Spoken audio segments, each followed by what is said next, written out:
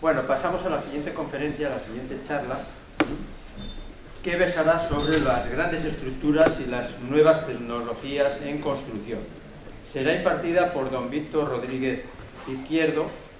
Es ingeniero senior en Oficina Técnica en Satocam. Estudió la carrera de Caminos, Canales y Puertos en la Universidad de Cantabria y después empezó a estudiar aquí arquitectura, pero se tuvo que marchar a Madrid por temas para trabajar, y terminó la titulación de arquitectura en la Universidad Alfonso X en Madrid. Ha desarrollado su profesión en diversas empresas multinacionales en ciudades como Madrid, Bristol, Cardiff, Stuttgart, participando en la construcción de los edificios, de algunos de los edificios más altos del mundo, entre muchos proyectos. Intentemos aprovechar sus conocimientos, puesto que nos da la realidad del día. Gracias. Muy bien. Bueno, ante todo, muchas gracias por la invitación. Mi charla va a ser bastante poco técnica. Pretendo motivarles y enseñarles lo que ha sido mi trayectoria durante, bueno, hasta el día de hoy, desde el comienzo de mis estudios. Mi carrera es un poco peculiar. Yo estudio Ingeniería de Caminos en Santander, hago el último año en Inglaterra y durante los estudios pues realizo prácticas en distintos organismos. Primero aquí, estuve trabajando en la autoridad portuaria, en dragados en el puente atirantado que hay entre Escaleritas y la Feria, pero en determinado momento, en uno de esos veranos, hago unas prácticas en una multinacional británica, en la ciudad de Cardiff,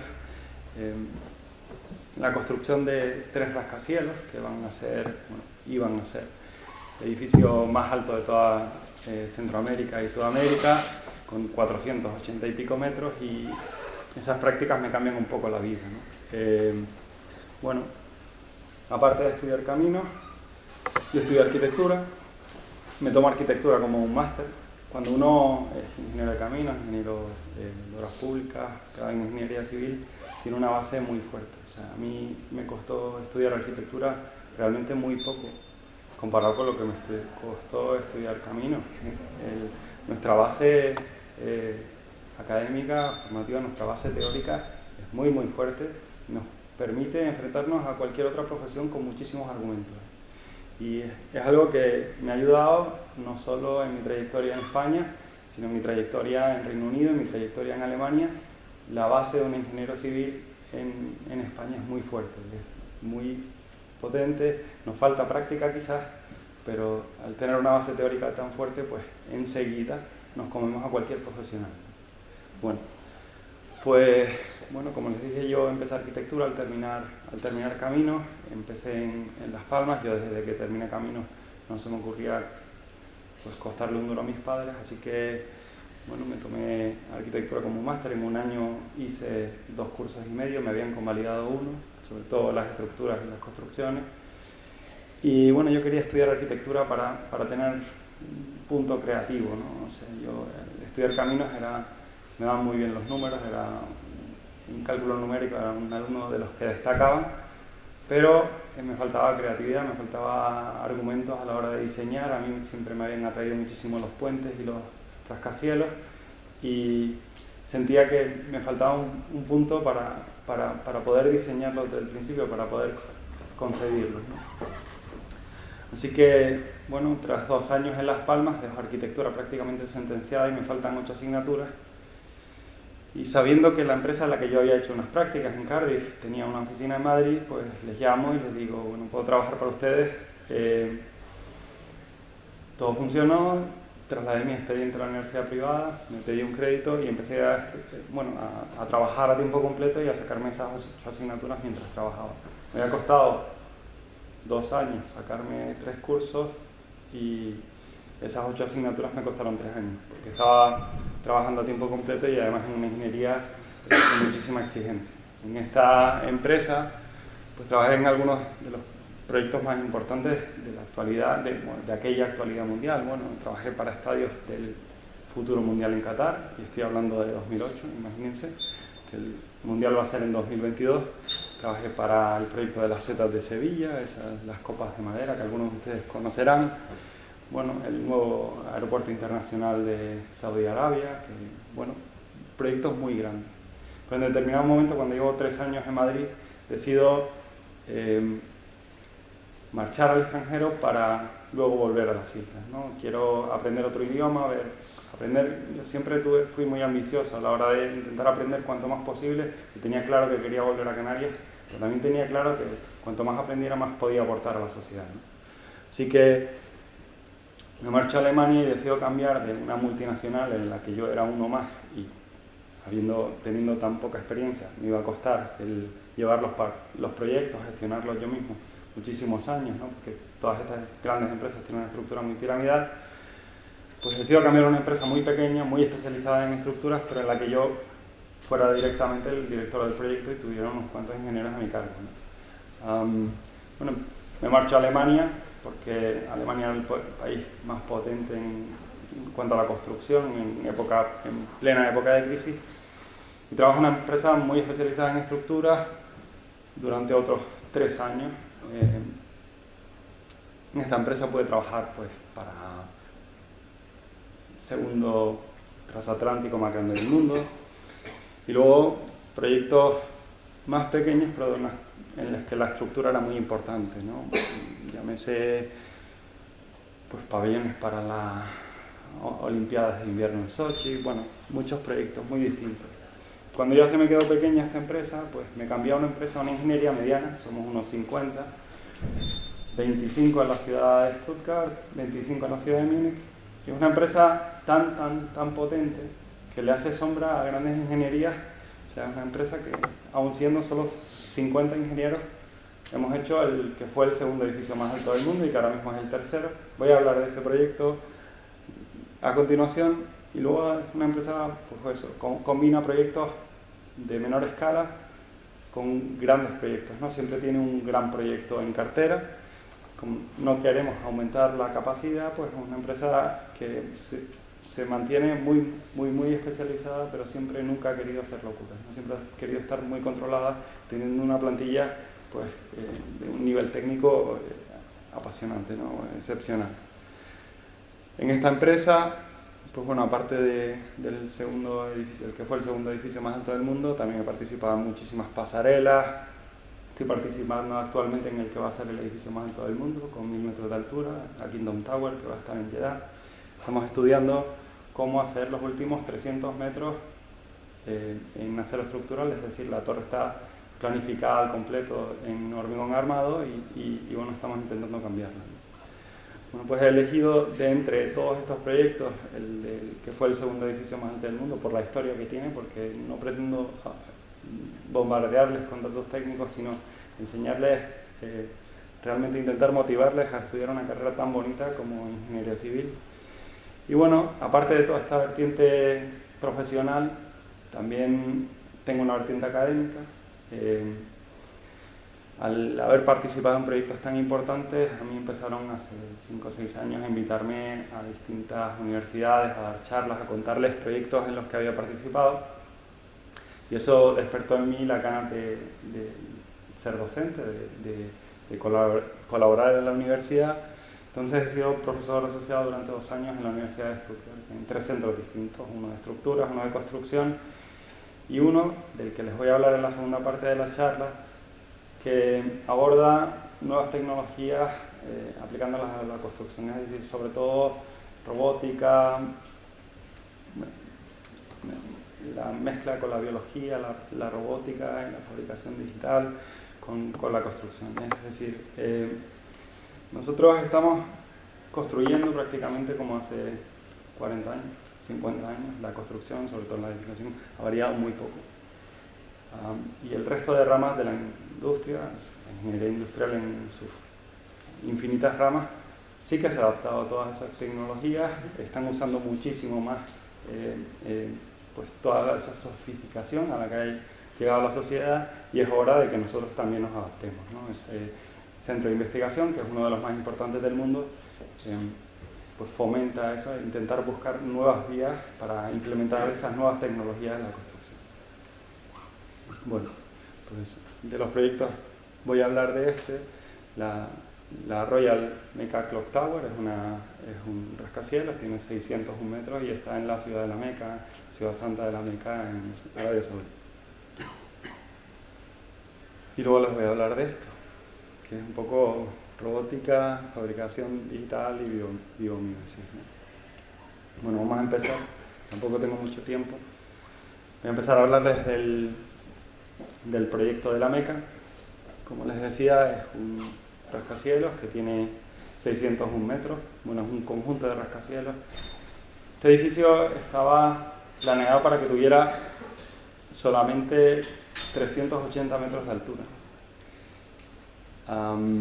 Bueno, actualmente es el tercero y hay uno de por medio y hay unos cuantos dentro de poco será el quinto o el sexto. Pero en determinado momento, cuando el proyecto ya estaba en ejecución, ya se habían hecho la cimentación y muchas de las plantas, tal y como ven en la imagen de la izquierda, pues al rey de Saudi Arabia, al gobierno de Saudi Arabia, se le mete en la cabeza que la torre hay que levantarla mucho más porque todos los vecinos están subiendo muchísimo. No hay una carrera por construir el edificio más alto del mundo y, bueno, saca a concurso la ampliación de esa torre, es decir, la torre lleva ejecutados 70-80 metros y hay que levantar más. Bueno, hay dos concursos con equipos de arquitectos invitados y ganan, bueno, un estudio de arquitectura que es el mayor especialista en arquitectura textil del mundo, que trabaja habitualmente también con el Saudi Bin Laden Group, que era la constructora que hacía todo para el anterior rey de Saudi Arabia. Bueno, ellos ganan con la idea de colocar un reloj en lo alto de la torre. Es decir, estamos en la ciudad santa de la Meca, hay que rezar 5 veces al día, estás durmiendo, bueno, nosotros tuvimos que contratar a un musulmán para poder entrar en la ciudad, estás durmiendo en el hotel y las alarmas suenan, te despiertan porque tienes que rezar, es decir, es una ciudad muy religiosa en la que el tiempo adquiere un valor fundamental, ¿no? Así que ganan con esa idea, es un reloj de 4 caras y van de la mano de una gran ingeniería, como pudo ser OE Arup, donde yo trabajé en Madrid y en Cardiff, pues van de la mano de Buro Happold, que de hecho está fundada por los primeros empleados de Arup. Es otra ingeniería muy grande, estamos hablando de ingenierías de 7.000-8.000 empleados, ¿no? Una barbaridad, ¿no? Nosotros somos 50 y además no todos trabajaban en el proyecto. Bueno, pues ellos van de la mano de una gran ingeniería, era más fácil ganar el concurso y afrontar un proyecto así de grande, ¿no?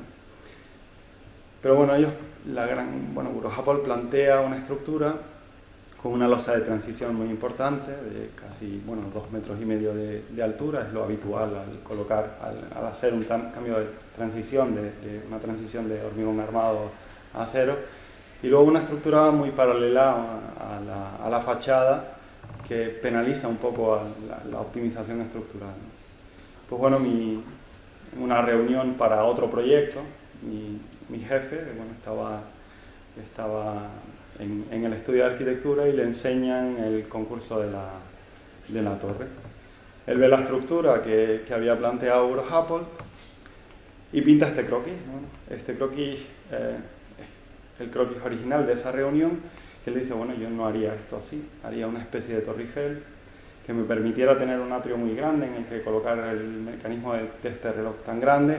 Además tienen el planetario más grande del mundo, lástima que los que no sean musulmanes, que supongo que serán casi todos, no podrán ir a verlo, pero bueno, es un cambio de estructura que deja de lado la fachada y optimiza la estructura en sí. Es decir, Buro Happold calculaba que podía aumentar la torre de 380 con 400 metros a 500 metros y nosotros pues decimos que vamos a poder bastante más, ¿no? ¿Cuánto más? Pues bueno, nos encargan un estudio de viabilidad, estudiamos un poco la reducción de cargas, hacemos distintos estudios del proyecto y decimos, bueno, nosotros somos capaces de subir a 600 metros. Ah, vale, tú subes a 600 metros, pues contratado, ¿no? Así que, bueno, en una primera fase nos ponen a la gran ingeniería detrás para que nos controle, no se fían de una ingeniería tan pequeña abordar un proyecto tan grande, pero bueno, al poco ya no necesitamos ningún tipo de control. Y bueno, y ganamos con la idea de una Torre Eiffel plantada en una estructura de hormigón armado muy tradicional, ¿no? Estas estructuras árabes son siempre con unas secciones muy grandes, ¿no? Es algo que funciona prácticamente por gravedad. En este caso, les he dicho, ya estaba ejecutada la cimentación y en las primeras plantas pues teníamos una cimentación que aguantaba muchas cargas en el núcleo, es decir, en la zona central de este edificio, pero el perímetro, que tenía una estructura de columnas, no aguantaba prácticamente más carga. Pues bueno, la clave del proyecto es que esos apoyos de la base de la Torre Eiffel, que son precisamente en el exterior, donde no podemos aguantar más carga, son unos apoyos que no se activan a transferencia de carga vertical hasta que nosotros lo decidimos. Es decir, tenemos unas diagonales que transmiten la carga hacia el núcleo y que vamos monitorizando. Y en determinado momento, cuando ya la estructura vertical es capaz de aumentar, de aguantar la carga restante, pues cerramos el apoyo y activamos la transferencia vertical de carga.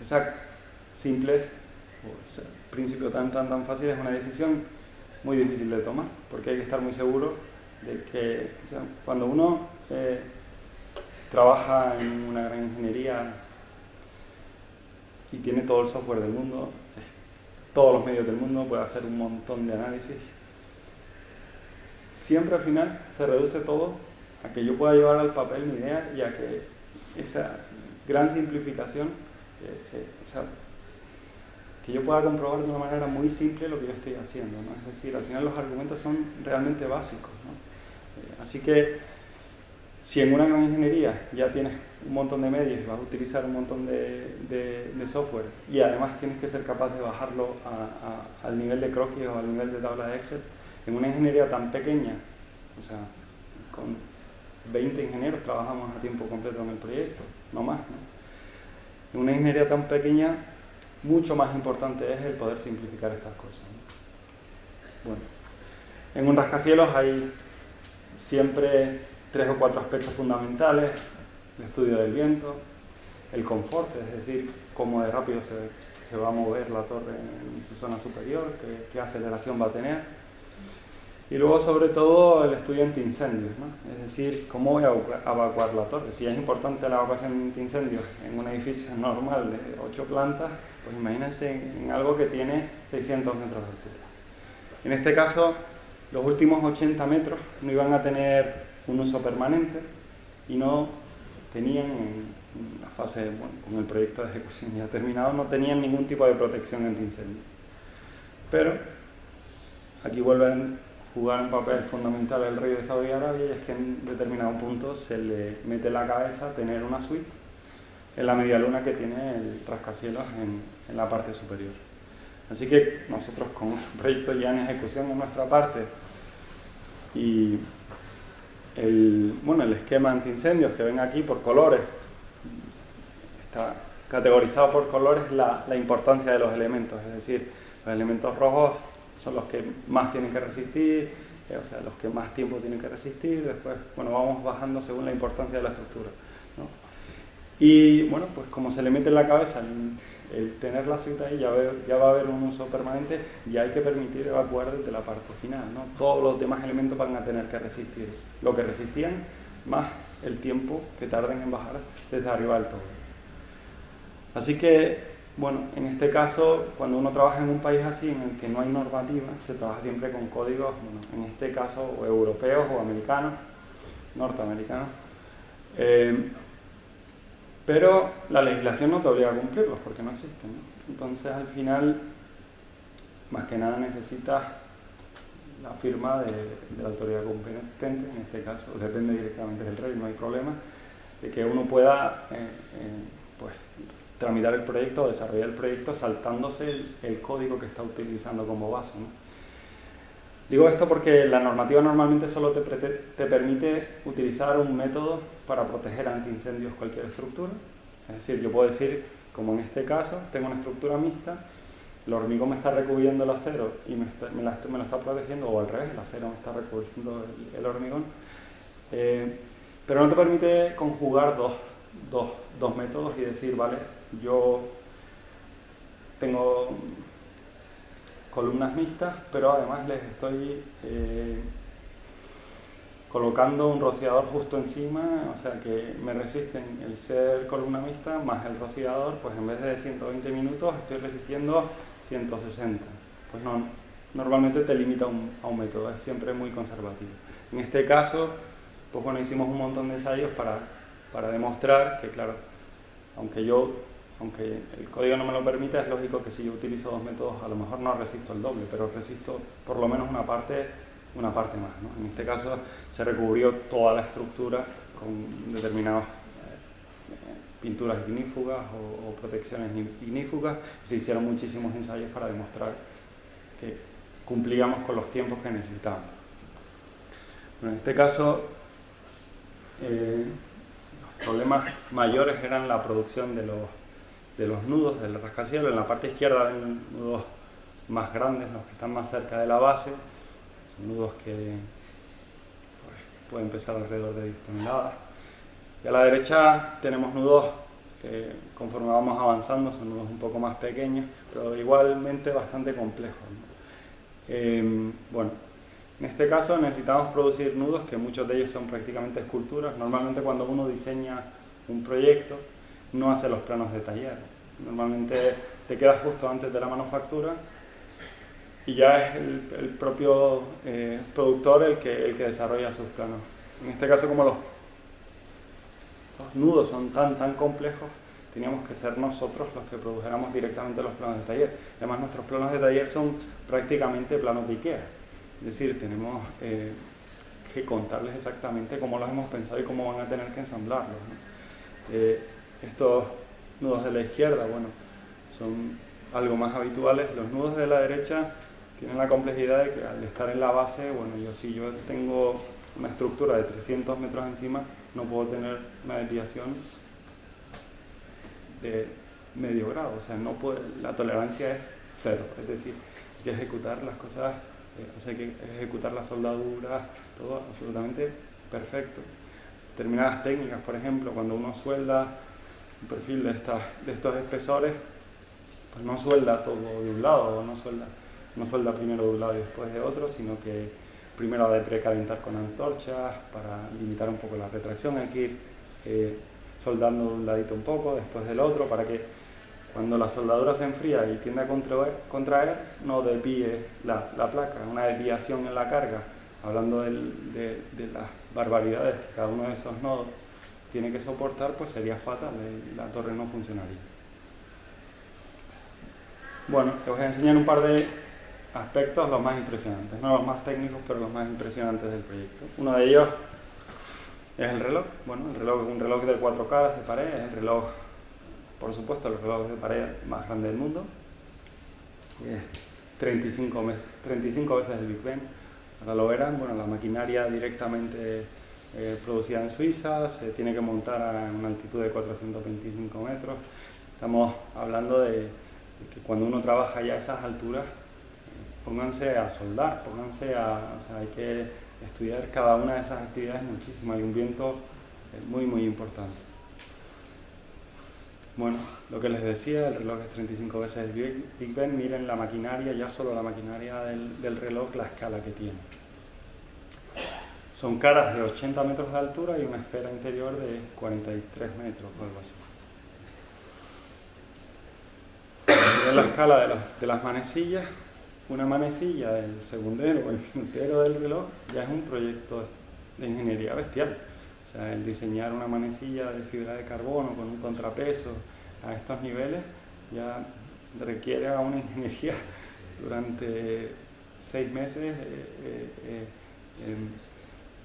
pues estudiándola, ¿no? Y con tantísimos casos de carga, ¿no? Y su relación con el despegue respecto de su inclinación, respecto de la colocación que tiene en cada momento. Y bueno, como estamos en la ciudad santa de la Meca, pues bueno, ustedes saben, algo saben, yo sé muy poco, pero bueno, los musulmanes tienen que ir al menos una vez en la vida, tienen que ir a la Kaaba, dar las 7 vueltas alrededor de ella y además tienen que peregrinar entre la Meca y Medina. Es decir, es muy importante a qué distancia se va a poder ver el reloj, ¿no?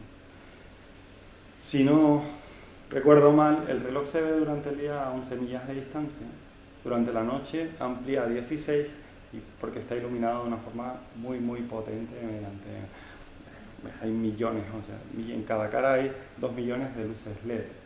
Es un verde horrible, es feo, no lo verán, pero bueno, es algo impresionante a la distancia a la que se puede saber la hora, ¿no? Esta es una imagen que se ve muchísimo en la ciudad, y es que al ser el edificio más alto y con diferencia, y es una zona con muchísimas tormentas, pues tienen un pararrayos en la cara, en una de las caras, en la zona central, en el centro del reloj, y esa imagen del rayo recibido por la torre es muy muy habitual.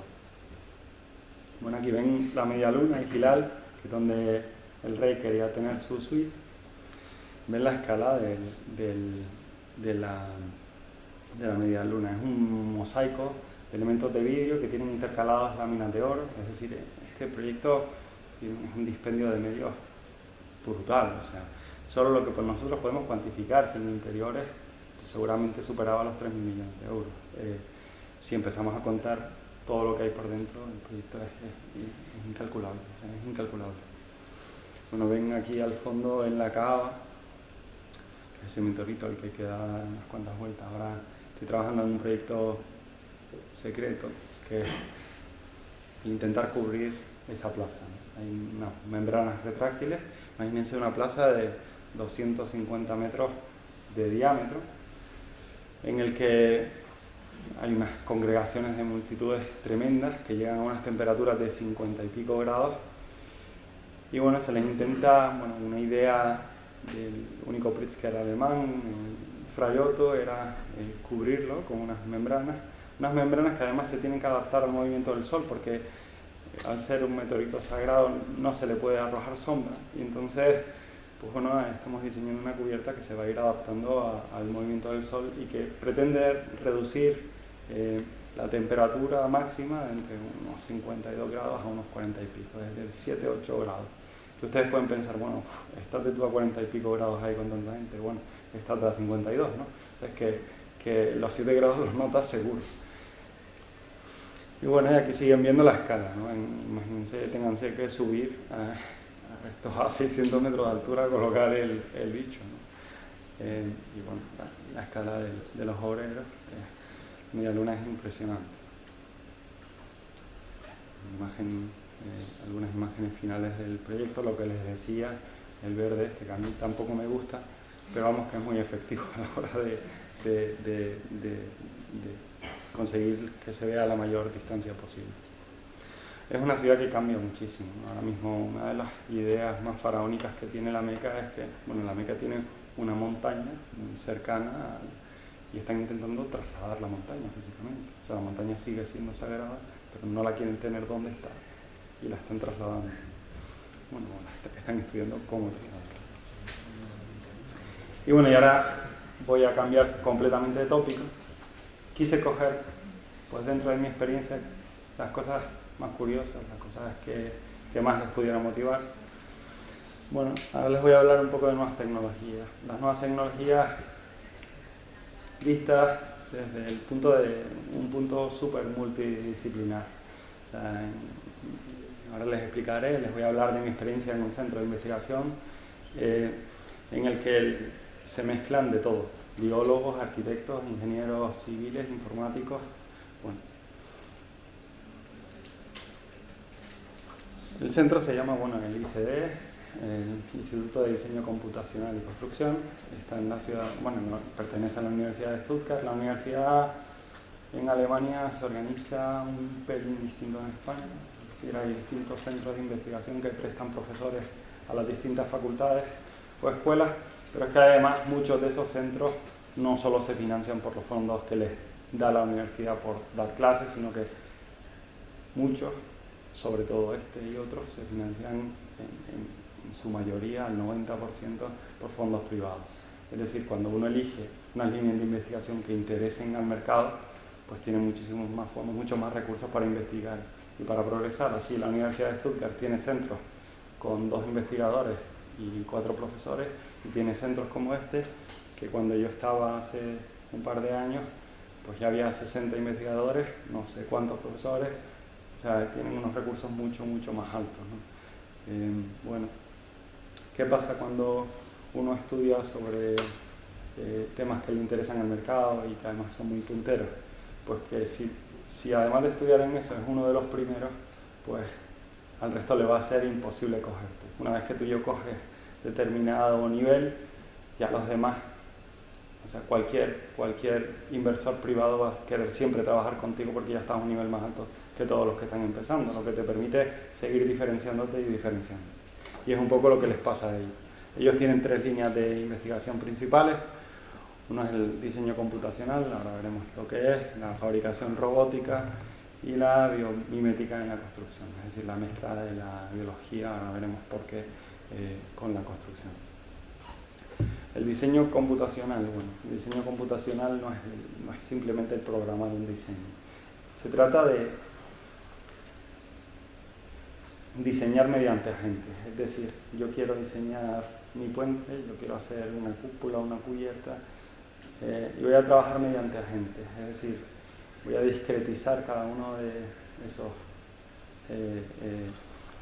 esas construcciones o de esos edificios en segmentos que son inteligentes. Yo les doy ciertas propiedades y cierta inteligencia, es decir, ellos se van a poder relacionar con los que tienen alrededor y con el ambiente y van a poder ajustarse y adaptarse a cada una de las situaciones. Es decir, la gran mayoría de la inversión, sobre todo en mi campo, en las estructuras, va de convertirlas en inteligentes, es decir, hacerlas dinámicas, no dinámicas en cuanto a sus casos de carga, sino que la estructura cambie porque ahora mismo está pasando un camión, porque fuera 60 grados y no 20, que los nudos cambien, ¿no?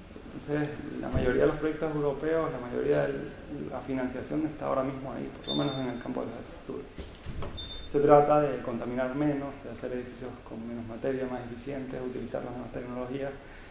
Estamos hablando de que el no poder, o sea, el gestionar ineficientemente durante la vida útil los edificios está produciendo, pues bueno, si los edificios producen el 40% de las emisiones de CO2 actualmente en Europa, si somos capaces de controlar su ciclo de vida, es decir, su fase de explotación mediante un edificio que se va a ir adaptando para producir el mínimo de contaminación o para hacer la menor huella de carbono o para consumir el mínimo de energía en su producción, pues estamos trabajando en la dirección en la que tiene que ir el mundo, ¿no? El cambio climático es algo que está afectando a todo el mundo y en el que hay gran parte de la inversión mundial está ahí. Bueno, la segunda línea de investigación es la fabricación robótica, ya sea fabricación o prefabricación. Es decir, yo voy a dejar de trabajar como hemos trabajado habitualmente, yo hago mi proyecto en 2 dimensiones, lo paso a la manufactura lo produce, o sea, paso de tener un sistema en cadena a tener un bucle. Es decir, cuando yo estoy diseñando, yo estoy directamente pensando qué datos necesita la máquina, cómo lo va a fabricar. Es decir, voy a utilizar las máquinas para producir cada una de mis piezas, ¿por qué no pienso en qué información van a necesitar las máquinas y no directamente o sea, ¿y por qué produzco? ¿Por qué no dejo de producir planos en 2 dimensiones y no produzco códigos para las máquinas, ¿no? Entonces va un poco en este sentido el crear un bucle, el que están interconectados y que yo directamente estoy trabajando con las máquinas, estoy pensando cómo va a fabricarse, estoy conectando cada una de las partes implicadas en la producción. Un tercer punto es la biomímesis. Bueno, siempre a la hora de buscar ideas, ¿por dónde voy a empezar? Yo quiero utilizar las nuevas tecnologías en la construcción, pero necesito una fuente de inspiración, ¿no? Entonces, el centro se basa un poco en la biomímesis, que es un poco intentar replicar las estructuras naturales, ¿no? Es decir, hay una frase muy importante para el instituto y es que, bueno, dice que el material en la naturaleza es muy caro de extraer, pero su forma es muy barata, es gratis, ¿no? O sea, organismos que han evolucionado durante millones de años y que podemos intentar replicar, ¿no? En la construcción actualmente pues es al revés, el material es cada vez más barato, el acero y el hormigón, cada vez los precios son más baratos y en cambio el intentar llegar a esas geometrías tan complejas es muy caro, ¿no? Así que esa dualidad es la que une un poco la inspiración del centro. Ellos tienen dos líneas de investigación, siempre con materiales en fibra, pero por un lado investigan con fibra de vidrio y fibra de carbono y por otro lado investigan con madera. Fibra de vidrio y fibra de carbono, ¿por qué? Pues porque son materiales muy punteros, hay otras industrias, aeronáutica, bueno, casi todas las industrias se nutren de ellos, es un material muy ligero con unas propiedades estructurales apasionantes, sobre todo el carbono. Y bueno, y por otro lado la madera. ¿Y por qué la madera? Bueno, la madera porque es un recurso del país, ¿no? Este centro está en Alemania y además porque la industria maderera la está invirtiendo mucho y ahora veremos por qué.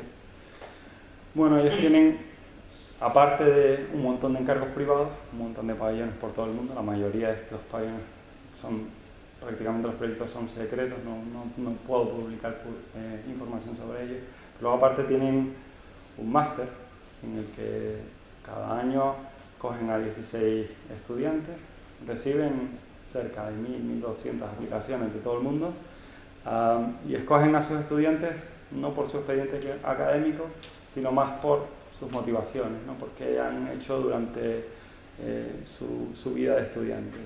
Antes se me olvidó decirles un consejo que yo siempre doy cuando me invitan a una charla, es que mientras estudien, utilicen el tiempo para ver el mercado, ¿no? Para saber qué me gusta.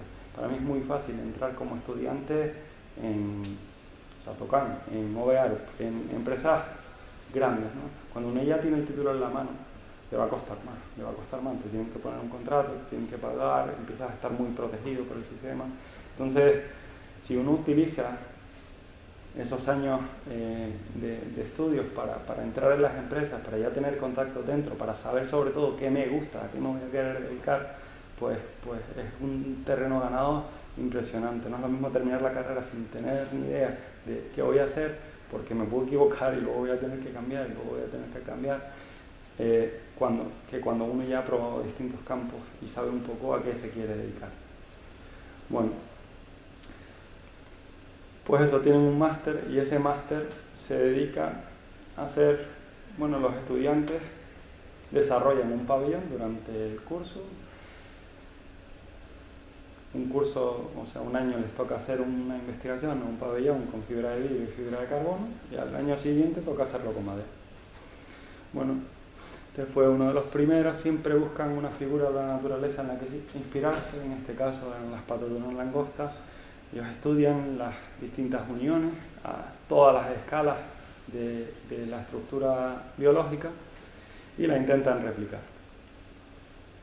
Bueno, al principio no tenía mucha idea, ¿no? Ellos tenían un brazo robótico prestado por la industria, se montaban su carpa en la que trabajar y bueno, empezaron a intentar buscar formas de utilizar estas técnicas, primero de forma un poco más rudimentaria, se hicieron una especie de cartelas de cartón y empezaron a tratar de mover el brazo robótico y cómo hacer.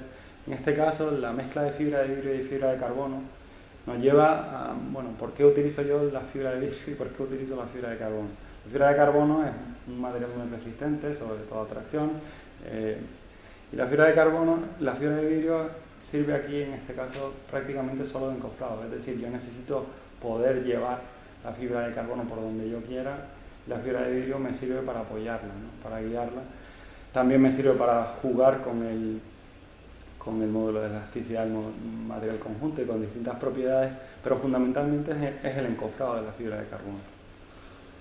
Pues bueno, tuvieron un primer ensayo, de aquí ya viene un segundo, en el que ya, bueno, ya están utilizando unos perfilitos metálicos, la escala ya es un poquito más mayor. Y bueno, este es el resultado del primer pabellón. No voy a detenerme solo en uno de ellos, he puesto bastante pocas diapositivas para intentar centrarme en los casos más espectaculares o los que más me gustan. Este es un segundo pabellón que se basó en la estructura del ala de un determinado insecto, un escarabajo. Es una estructura de doble capa, muy ligera. Tenemos prácticamente la fibra de vidrio concentrada en las dos láminas, en la superior y en la inferior, es decir, está trabajando como una bóveda de doble lámina. Y tenemos la fibra de vidrio otra vez para utilizándolo un poco de encofrado. Vemos la ligereza de los dos materiales. Esto puede tener 2,5 metros de diámetro y este chico la levanta como si fuera una pluma, ¿no? Bueno, y este de fibra de carbono y de vidrio es en el que me voy a detener un poco más. Este coincidió en mi etapa en la universidad. En este caso queremos potenciar un poco las propiedades materiales del carbono, es decir, qué mejor que una estructura en voladizo para utilizar la atracción. Y bueno, en este caso se inspiran en el nido, la cama que se hace en una oruga. Vamos a ver un pequeño vídeo. Ellos empiezan trabajando con un brazo robótico, después siguen consiguiendo fondos, ya tienen 2, y en este caso, ya hace 2 años, pues a un estudiante se le ocurre la idea de introducir un dron dentro del diseño, es decir, el dron transporta la fibra de un brazo robótico a otro y da la idea de la escalabilidad del proyecto, es decir, a mí me da igual que el pabellón tenga 5 metros o que tenga 350 si voy a utilizar un dron para llevarme la fibra, ¿no? Así que esa potencialidad de utilizar las nuevas tecnologías, los nuevos instrumentos que nos aporta la industria, pues se puede comprobar y de una forma muy directa. Aquí vemos los brazos robóticos cubiertos con un plástico así. El proceso es el siguiente: la fibra de vidrio y la fibra de carbono vienen en una bobina y esas bobinas van saliendo del rollo y se van impregnando en una resina para que no se manche el brazo robótico, por eso está tan cubierto de plástico. Pero esa resina luego hay que calentarla a una temperatura a la que va a estar, o sea, una vez se termina de construir el pabellón, se mete en una cámara a una temperatura mayor a la que va a estar en su vida útil, para que esa resina rigidice y no vaya, o sea, que no vaya a fluidificar durante el resto del uso. Pues bueno, la idea de introducir el dron y de hacer un pabellón así siempre viene de los estudiantes. Estos proyectos llevan muy poco control por nuestra parte. Es prácticamente el desarrollo de un año de estos 16 estudiantes. Ellos hacen un preproyecto en equipos de 2 y entre ellos mismos eligen el que más les gustaría hacer, ¿no? Entonces ese es el proyecto que se desarrolla hasta el final. Estos proyectos se terminan de construir y empiezan a avanzar por todo el mundo. Este pabellón ahora mismo está en China. O sea, museos, centros de arte, todas las universidades pues empiezan o sea, les gusta tener la investigación más puntera, invitan a cada uno de los estudiantes o de los investigadores de este centro a todos los puntos del mundo. Cuando la gente ya ha trabajado en un centro así, pues te intenta fichar el MIT, Harvard, o sea, pasan a ser profesores de las universidades más punteras del mundo. El equipo de investigadores está formado realmente por pocos europeos. El porcentaje en europeos será del 10-15%, estando en Alemania. Hay muchísimos investigadores americanos, asiáticos. Los asiáticos aportan un nivel muy alto en programación, los americanos una practicidad en la arquitectura muy fuerte. Y bueno, estar en Alemania, claro, tenemos a la industria tecnológica más potente de Europa y prácticamente del mundo, entonces tenemos una inversión muy fuerte. Está la escuela de arquitectura y siempre al final del curso exponen cada uno de los pabellones. Aquí vemos un poco el sistema, el dron fabricado por los estudiantes. Ellos tuvieron la idea, colocaron sus cámaras, el dron va de plataforma a plataforma. Al dron se le dota de un imán que se activa o se desactiva a la hora de coger o soltar la fibra. O sea, la plataforma tiene otro imán y el brazo robótico tiene otro. O sea, y entonces, al final es por transferencia, o sea, es mediante imanes esa transferencia de la fibra. Aquí vemos un poco algunas imágenes de la construcción.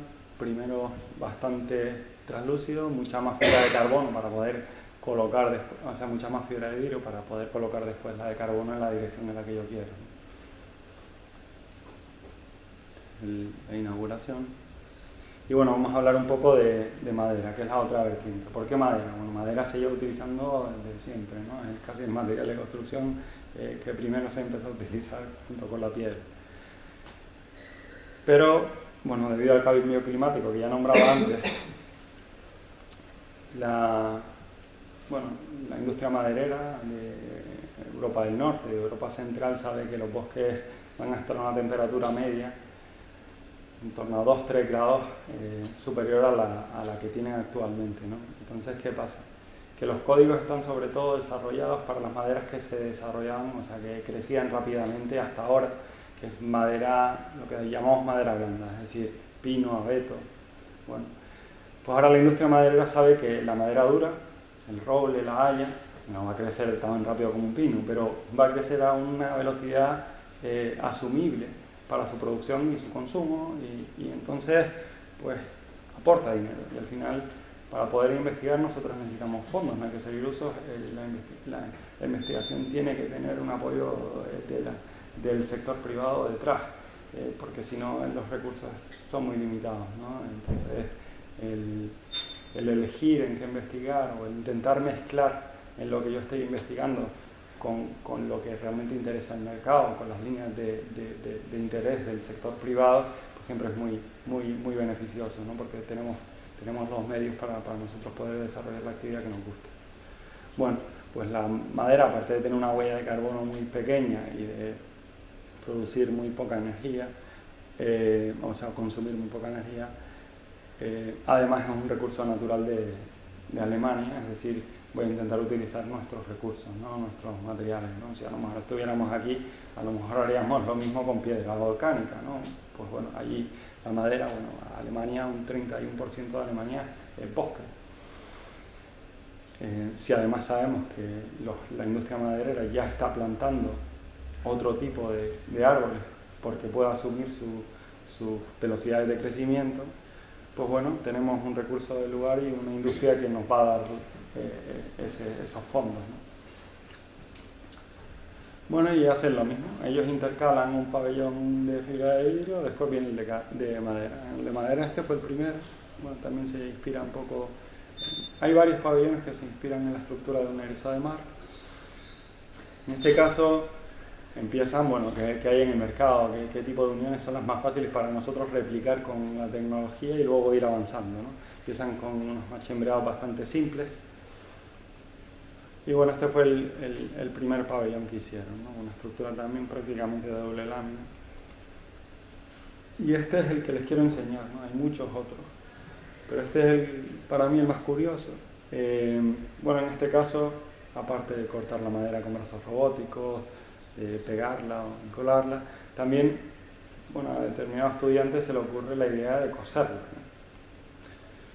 Y bueno, la madera tiene aquí un cosido en dos direcciones, es decir, se cosen las propias piezas y luego entre sí hay un cosido de montaje que no tiene ningún tipo de resistencia estructural, sino simplemente a la hora de montar el pabellón hacen una especie de cordón de zapatos para que hasta que no tenga completamente montado el pabellón, pues necesito la resistencia que me aporta, ¿no? Al final las piezas que ahora veremos se unen entre sí por uniones machembradas realmente, ¿no? Aquí la vemos en la junta, ¿no? Y bueno, cada uno de estos pabellones siempre se centra en un principio estructural. En algunos, bueno, el que veíamos antes del voladizo, pues bueno, era el experimentar con la máxima tracción de la fibra de carbono, y en este caso pues juega con la dirección de la fibra de la madera y la curvatura, es decir, si relacionamos, bueno, porque están directamente relacionadas el momento flector, la curvatura y la rigidez, bueno, y sabemos que la dirección de la fibra de la madera es lo que realmente me da una rigidez o me da otra, es decir, me da una resistencia o me da otra en determinadas direcciones, pues si pieseamos o fraccionamos cada una de estas piezas en parches que tienen la dirección de la fibra en la dirección que nosotros queremos, pues podemos conseguir una estructura estable ante determinada curvatura. Bueno, un poco complejo, pero no me he explicado demasiado bien, pero bueno, ahora lo verán un poco mejor. Bueno, la idea es esta, hay un primer cosido de la pieza en sí, o sea, cada uno de estos parches o de estas piezas se encolan entre ellas y luego se cosen. Y luego hay un segundo cosido de montaje, es decir, tenemos una junta muy chembreada entre cada uno de estos cojines, que es la que me va a dar la unión al final, pero tenemos el cosido de zapato de montaje del que les hablé antes, ¿no? para su montaje. Aquí ven un poco el proceso en cada uno de estos pabellones, y es la idea esta del trabajar con agentes. Nosotros partimos de un diseño originario, con una forma determinada, la que queramos, y la idea es discretizar ese boceto en un montón de agentes, un montón de segmentos, que como les dije, les vamos a dar una determinada inteligencia, unas determinadas propiedades que vayan a saber interaccionar entre sí. Para, por un lado, empezar a diseñar cómo se van a unir entre ellos y cómo los voy a fabricar, ¿no? Entonces es un poco esas tres cosas mezcladas con o sea, al final siempre tenemos un límite estructural del elemento, un límite estructural del concepto. En este caso, al ser un pabellón tan ligero, pues la deformación, esto lo vamos a poner en el exterior, el viento se lo lleva como nada, porque no pesa nada, ¿no? Entonces la deformación es lo que nos limita aquí, así que le ponemos un límite a todo lo anterior. Y bueno, vamos a ver un poco, en todas estas cosas, al yo trabajar con robots, al trabajar directamente con un código, me cuesta muy poco fabricar cada uno de estos cojines distintos, que cada una de las piezas sean distintas, que cada una tenga su curvatura, porque como son datos, los datos son muy fáciles de manejar, ¿no? O sea, la producción individualizada de una fachada parametrizada o de cualquier, yo que sé, una cubierta, que todos sus elementos son distintos, o sea, solo es abordable en el tiempo si está programada, o sea, si tiene un modelo logarítmico detrás, algorítmico. Bueno, aquí vemos lo mismo de los agentes, de una versión un poco simplificada.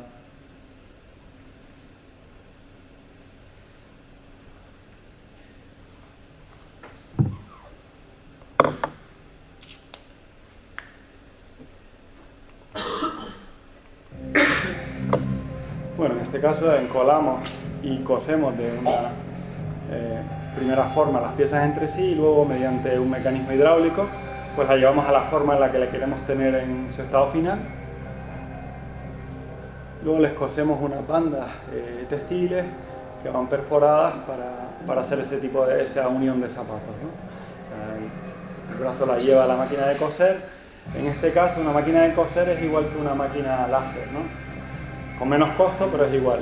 Cuando uno utiliza máquinas láser o máquinas de cosido, lo que le interesa es que el corte sea lo más prolongado posible, es decir, que yo interrumpa la máquina lo menos posible, porque me aumenta el costo y el tiempo, muchísimo. O sea, cuando yo voy a cortar con láser cualquier placa, me cuesta muchísimo más hacer 2 agujeritos que hacer una línea de 1 metro, porque el parar la máquina y volver a posicionarla es el que genera un gasto tremendo. Pues en este caso es lo mismo. Para optimizar tiempos de producción, pues el cosido es muy superior, ¿no? La longitud de cosido es muy superior a la que realmente necesitamos.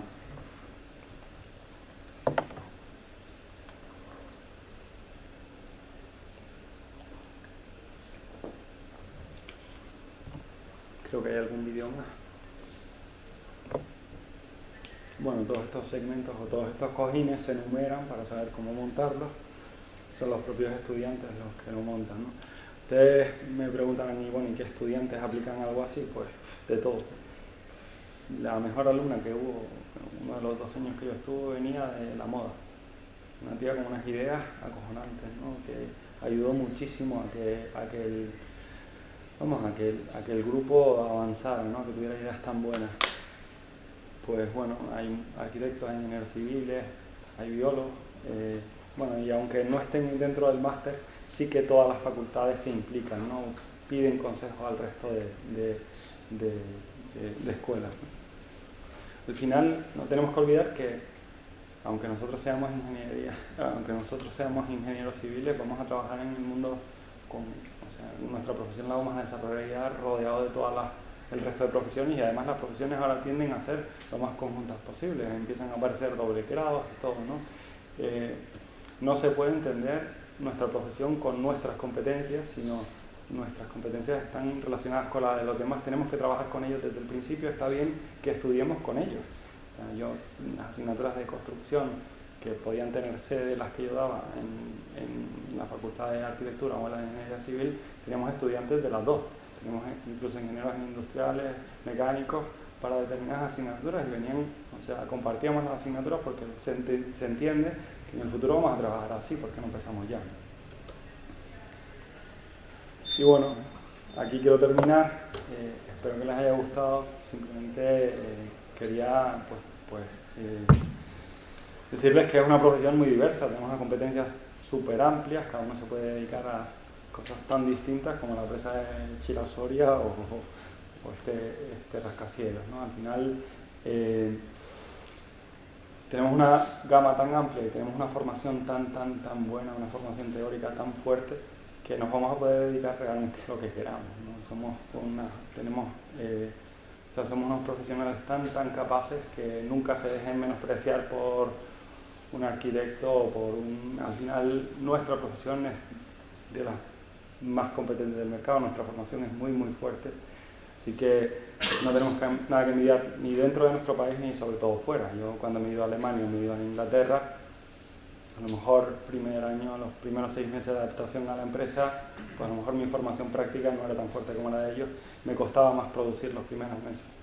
Dame a mis 6 meses, me como la mitad de la empresa. ¿Por qué? Porque tengo tengo unas capacidades, he estudiado de tantas gamas tan distintas que puedo abarcar muchos más temas, ¿no? Soy mucho más capaz, tengo una capacidad de abarcar muchísimo trabajo que no tienen otros países del mundo. Y bueno, aquí lo dejo, muchas gracias.